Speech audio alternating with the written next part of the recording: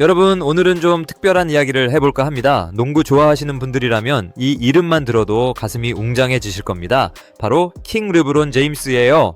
그런데 오늘은 그가 코트 위에서 몇 점을 넣었는지, 우승 반지를 몇 개 꼈는지 그런 뻔한 이야기는 안 할 겁니다.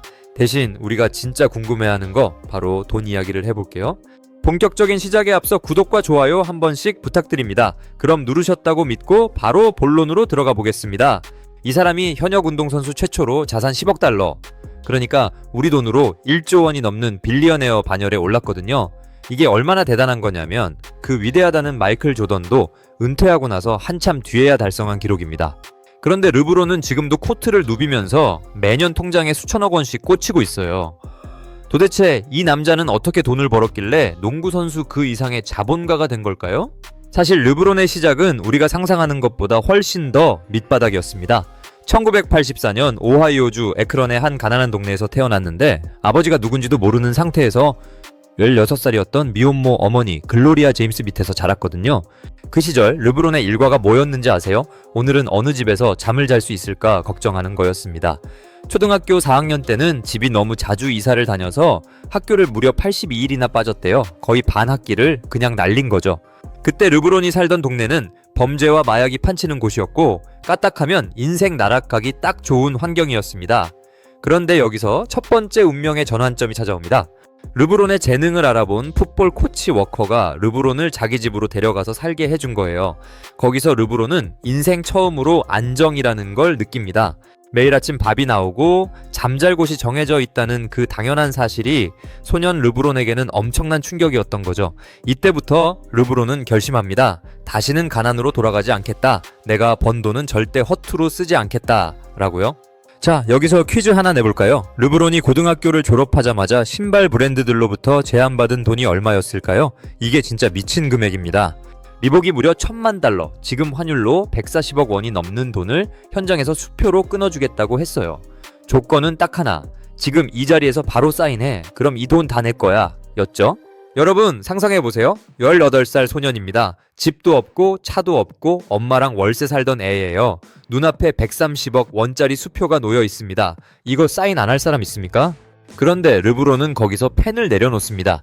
잠시만요. 나이키랑 아디다스 얘기도 들어봐야겠어요. 라고 말이죠. 이게 바로 르브론의 본능적인 투자 감각입니다. 당장의 130억 원보다 나중에 나이키라는 거대한 브랜드와 함께 만들어갈 가치가 더 클 거라는 걸 본능적으로 안 거예요. 결국 르브론은 나이키와 7년간 9천만 달러, 그러니까 1300억 원에 계약합니다. 18살짜리 고딩이 나이키 회장보다 더한 배짱을 부린 거죠. 그런데 르브론의 진짜 무서운 점은 여기서부터입니다. 보통 이렇게 큰 돈을 만지면 어떻게 됩니까? 슈퍼카 사고, 파티 열고, 주변에 양아치 같은 친구들 꼬여서 돈 다 날리는 게 전형적인 스토리잖아요. 그런데 르브론은 달랐습니다. 자기 친구들을 모아놓고 회사를 차려요. 이름도 거창하게 LRMR이라고 짓습니다. 그러고는 친구들한테 말하죠. 야, 너네 나한테 빌 붙어서 술이나 얻어먹을 생각하지 마. 지금부터 경영 공부하고 마케팅 공부해서 나랑 같이 비즈니스 하자. 이게 진짜 대단한 게 당시 스포츠계에서는 이 친구들을 보고 리치폴을 포함해서 그냥 르브론 등에 빨대 꽂는 애들이라고 비웃었거든요. 그런데 보세요. 지금 그 친구들 어떻게 됐습니까? 전 세계에서 가장 영향력 있는 에이전트가 됐고 수조 원대 자산을 굴리는 경영인이 됐습니다. 르브론은 처음부터 자기 주변에 인적 자본을 키울 줄 알았던 거예요. 자, 이제 르브론이 본격적으로 NBA에 데뷔해서 돈을 긁어 모으기 시작합니다. 클리블랜드 캐벌리어스에서 뛰면서 받는 연봉? 그것도 대단하죠. 하지만 르브론에게 연봉은 그냥 종잣돈일 뿐이었습니다. 르브론의 투자 철칙 중 하나가 뭔지 아세요? 광고 모델만 하지 않는다, 지분을 갖는다 입니다. 혹시 비츠바이드레라는 헤드폰 브랜드 기억하시나요? 2000년대 후반에 연예인들이 목에 걸고 나와서 대박 났던 그 브랜드 말입니다. 르브론은 이 회사가 듣보잡이던 시절에 홍보를 해주는 대가로 현금이 아닌 지분을 요구합니다. 그리고 2014년 애플이 이 회사를 30억 달러에 인수할 때 르브론은 가만히 앉아서 3천만 달러, 약 400억 원을 챙깁니다. 그냥 광고 모델로 뛰었으면 몇십억 받고 끝났을 일을 지분 투자라는 신의 한 수로 수십 배의 수익을 올린 겁니다. 여기서 잠깐, 여러분은 지금 르브론의 영리함에 감탄하고 계신가요? 아니면 에이, 운이 좋았겠지 라고 생각하시나요? 만약 운이라고 생각하신다면 지금부터 이어질 이야기를 듣고도 그런 소리가 나오는지 한번 보시죠. 르브론의 투자 리스트는 여기서 멈추지 않습니다. 그는 블레이즈 피자라는 신생 프랜차이즈에 투자하기 위해 당시 본인이 모델로 활동하던 맥도날드와의 1,500만 달러짜리 재계약을 뻥 차버립니다. 세계 1위 패스트푸드점에 보증된 돈을 버리고 이름도 없는 피자집에 인생을 건 거죠. 결과는 어땠을까요? 100만 달러도 안 되던 투자 가치는 몇 년 만에 4천만 달러로 불어났습니다. 이게 바로 르브론 제임스가 돈을 대하는 태도입니다. 그는 단순히 고용되는 노동자가 아니라 스스로가 고용주가 되고 자본가가 되길 원했습니다. 코트 위에서는 감독의 지시를 받는 선수일지 몰라도 코트 밖에서는 모든 판을 설계하는 설계자였던 겁니다. 하지만 이런 완벽해 보이는 행보 뒤에는 항상 배신자 혹은 기회주의자라는 꼬리표가 따라다녔습니다. 특히 그 유명한 더 디시전 사건 기억하시죠? 고향팀을 버리고 전국 방송에서 내 재능을 마이애미로 가져가겠다라고 선언했을 때 전 세계 농구 팬들은 그에게 침을 뱉었습니다. 하지만 자본주의 관점에서 보면 어떨까요? 그것만큼 완벽한 우승 확률 계산과 마케팅 쇼가 또 있었을까요? 르브론이 마이애미 히트로 갈 때 연봉을 깎으면서까지 빅3를 결성한 이유가 단순히 우승 반지가 갖고 싶어서였을까요? 물론 우승은 중요합니다. 하지만 우승은 곧 커리어의 증명이고 증명된 커리어는 곧 광고 단가의 상승을 의미합니다. 르브론은 당장의 연봉 몇백만 달러를 포기하는 대신 챔피언이라는 타이틀을 달고 나이키, 코카콜라, 기아자동차로부터 받아낼 천문학적인 보너스를 계산기에 넣고 두드렸던 겁니다. 실제로 그는 마이애미에서 우승한 직후 자신의 브랜드 가치를 전 세계에 각인시키며 글로벌 아이콘으로 거듭납니다. 그런데 여기서 르브론의 진짜 무서운 점이 나옵니다. 그는 단순히 광고 모델료를 받는 것에 만족하지 않았습니다. 그는 파트너가 되길 원했습니다. 그 대표적인 사례가 바로 영국의 명문 축구 클럽 리버풀 FC입니다. 2011년 르브론은 리버풀의 지분 2%를 약 650만 달러, 한화로 86억 원에 사들입니다. 당시 리버풀은 지금처럼 잘 나가던 팀이 아니었습니다. 주위에서는 농구 선수가 왜 축구팀 지분을 사냐? 돈 낭비다 라는 소리가 들려왔죠. 하지만 르브론의 눈은 정확했습니다. 리버풀의 가치가 폭등하면서 그가 가진 2%의 지분 가치는 현재 1억 달러, 한화 약 1,300억 원을 가뿐히 넘겼습니다. 앉아서 15배가 넘는 수익을 올린 겁니다. 이게 운일까요? 아니면 치밀한 시장 분석의 결과일까요? 돈을 버는 법을 알았으니 이제 돈을 쓰는 법을 볼까요? 르브론은 자신의 몸을 유지하기 위해 1년에 무려 150만 달러, 약 21억 원을 쏟아붓습니다. 개인 요리사, 전담 트레이너, 물리치료사는 기본이고 심지어 나사에서나 쓸 법한 고압 산소 챔버와 영하 150도까지 내려가는 크라이오테라피 기계를 집에 들여놓았습니다. 왜 이렇게까지 할까요? 농구를 사랑해서 그럴 수도 있지만 그게 전부는 아닙니다. 르브론에게 자신의 몸은 곧 자산이기 때문입니다. 40세가 넘는 나이에도 현역 최고 수준의 기량을 유지해야만 나이키와의 평생 계약 가치가 유지됩니다. 여러분, 나이키가 르브론에게 약속한 금액이 얼마인지 아십니까? 무려 10억 달러, 약 1조 3천억 원이 넘는 것으로 추정됩니다. 이 1조 원짜리 계약을 지키기 위해 그는 매년 20억 원을 투자하는 겁니다. 수익률로 따지면 이보다 완벽한 재테크가 어디 있겠습니까? 이제 르브론은 농구 선수를 넘어 할리우드의 거물이 되기로 결심합니다.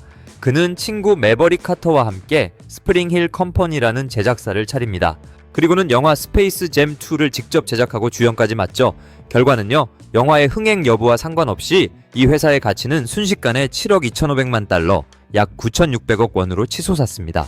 그는 이제 단순히 남의 영화에 출연하는 배우가 아닙니다. 직접 콘텐츠를 만들고 배급하고 그 수익을 온전히 자신이 가져가는 구조를 완성했습니다.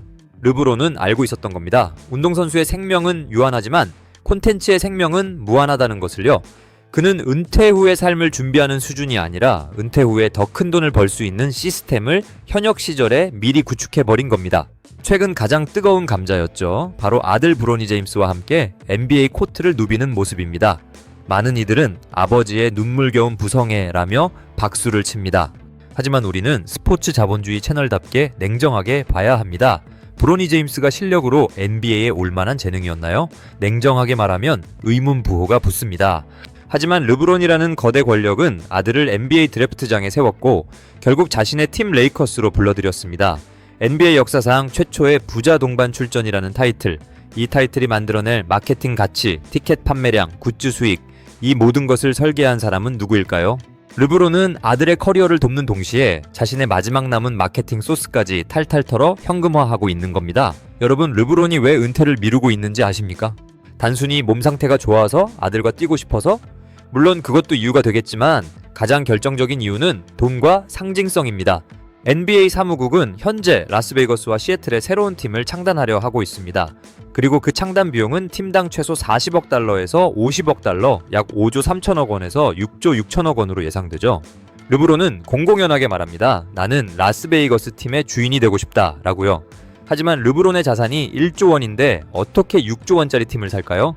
여기서 르브론의 인맥과 자본력이 폭발합니다.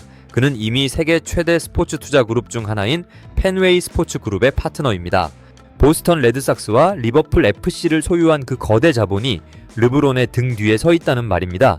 자신이 선수로 뛰던 리그의 사장님이 되는 것, 마이클 조던이 샬럿 호네츠를 운영하며 수조 원의 차익을 남기고 떠난 길을 르브론은 더 크고 화려하게 닦으려 합니다. 선수 시절 벌어들인 연봉 6천억 원은 이 구단주 비즈니스를 위한 시드머니였을 뿐입니다. 여기서 우리는 다시 나이키 이야기를 하지 않을 수 없습니다. 2015년 르브론은 나이키와 NBA 역사상 최초로 종신 계약을 맺습니다. 계약 규모는 최소 10억 달러. 생각해보세요. 나이키가 미쳤다고 40살이 다 되어가는 노장에게 1조 원을 줄까요? 아닙니다. 나이키는 르브론을 포스트 조던 이후에 유일한 브랜드 그 자체로 보고 있는 겁니다. 에어조던이 매년 수조 원의 매출을 올리듯 르브론 제임스라는 이름의 브랜드가 르브론이 10살이 되어도 돈을 벌어다 줄 거라는 확신이 있는 거죠. 르브론은 이미 자신의 이름으로 된 빌딩을 나이키 본사에 세웠습니다. 이건 단순한 후원이 아니라 하나의 거대 기업과 거대 개인이 맺은 혈맹입니다. 하지만 이 화려한 계약의 이면에는 어두운 그림자도 있습니다. 르브론은 자신의 비즈니스 파트너인 나이키의 이익을 위해 때로는 침묵하고 때로는 목소리를 높입니다. 중국 시장에서의 나이키 매출을 위해 홍콩 민주화 운동에 대해 애매한 태도를 보였던 사건 기억하시죠? 킹 제임스에게 정의란 무엇일까요? 혹시 자본의 이익이 곧 그의 정의는 아닐까요? 앞서 언급한 르브론의 고향 친구들 매버릭 카터, 리치 폴, 랜디 밈스, 이들을 흔히 포 호스맨이라 부릅니다. 이들은 르브론의 제국을 지키는 근위대입니다. 특히 리치 폴은 클러치 스포츠라는 에이전시를 통해 NBA 전체를 주무르고 있습니다. 리치 폴은 단순히 선수들의 계약만 따내는 게 아닙니다. 그는 르브론의 영향력을 이용해 팀의 로스터 구성에 개입하고 감독 선임에 압력을 넣습니다. 르브론과 친해지고 싶어? 그럼 우리 에이전시로 와. 이런 보이지 않는 카르텔이 NBA 생태계를 파괴하고 있다는 비판이 쏟아집니다. 실제로 앤서니 데이비스가 뉴올리언스를 억지로 떠나 레이커스로 합류할 때 그 배후에는 리치 폴과 르브론의 치밀한 설계가 있었습니다. 이건 스포츠맨십일까요? 아니면 시장 독점일까요? 르브론은 코트 위에서는 고트를 꿈꾸지만 코트 밖에서는 독재자의 길을 걷고 있는지도 모릅니다.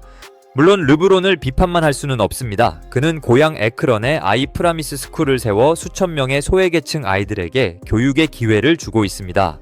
대학 등록금까지 지원하는 이 프로젝트에는 수백억 원의 사재가 들어갔죠.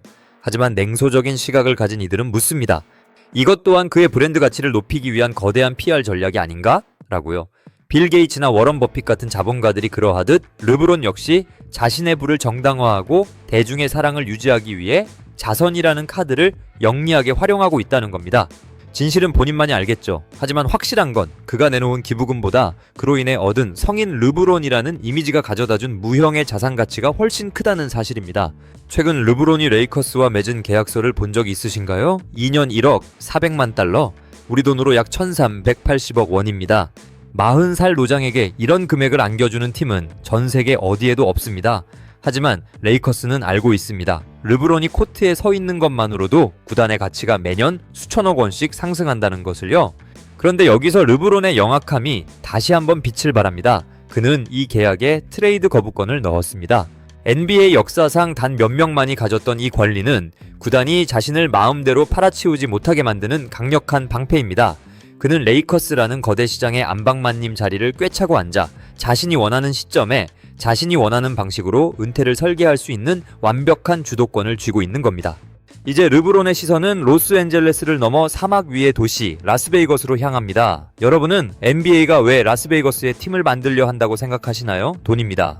도박과 엔터테인먼트의 성지인 그곳에 NBA 팀이 생기는 순간 중계권료와 광고 수익은 상상을 초월할 겁니다. 르브론은 이미 라스베이거스의 거물들과 은밀한 미팅을 이어가고 있습니다. 단순히 지분 2-3%를 가진 얼굴마담 구단주가 아니라 실질적인 경영권을 행사하는 진짜 주인이 되기 위해서죠. 이를 위해 그는 자신의 자산 1조 원뿐만 아니라 월스트리트의 거대 자본들까지 움직이고 있습니다. 선수 시절에는 연봉을 받던 그가 이제는 수조 원의 자본을 굴리는 자본의 포식자가 되어 돌아오는 것입니다. 과연 그는 마이클 조던이 샬롯에서 실패했던 그 구단주 잔혹사를 끊어내고 비즈니스에서도 챔피언 반지를 낄 수 있을까요?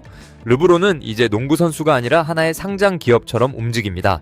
그의 일거수일투족은 철저히 계산된 마케팅 노출입니다. 아침에 일어나서 마시는 음료, 훈련 중에 입는 옷, 심지어 SNS에 올리는 이미지 하나까지도 광고주와의 계약 조건에 묶여 있을 가능성이 큽니다. 그는 자신의 삶 전체를 상품화했습니다. 아들 브로니와의 동반 출전 역시 감동적인 가족 드라마로 포장되어 있지만 사실은 전 세계 시청자들을 TV 앞으로 끌어모으기 위한 최고 시청률 보장 카드인 셈이죠. 브로니가 코트에 들어서는 순간 발생하는 광고 노출 효과만 해도 수백억 원 가치라고 전문가들은 분석합니다. 부성애조차 자본의 논리로 치환해버리는 르브론의 이 무시무시한 사업 수완 대단하다고 생각 들지 않으신가요? 이제 이야기를 정리해 보겠습니다. 르브론 제임스는 스포츠 역사상 가장 많은 돈을 번 선수이자 가장 영리하게 자본을 굴린 인물입니다. 그는 운동선수는 운동만 해야 한다는 고정관념을 박살냈습니다. 하지만 그가 남긴 유산이 모두 아름다운 것만은 아닙니다. 그가 만들어낸 슈퍼팀 문화는 리그의 균형을 깨뜨렸고 선수가 구단 위에 군림하는 선수 권력화의 시대를 열었습니다. 그리고 무엇보다 스포츠의 순수함보다는 비즈니스적 효율이 우선시되는 시대를 가속화했죠.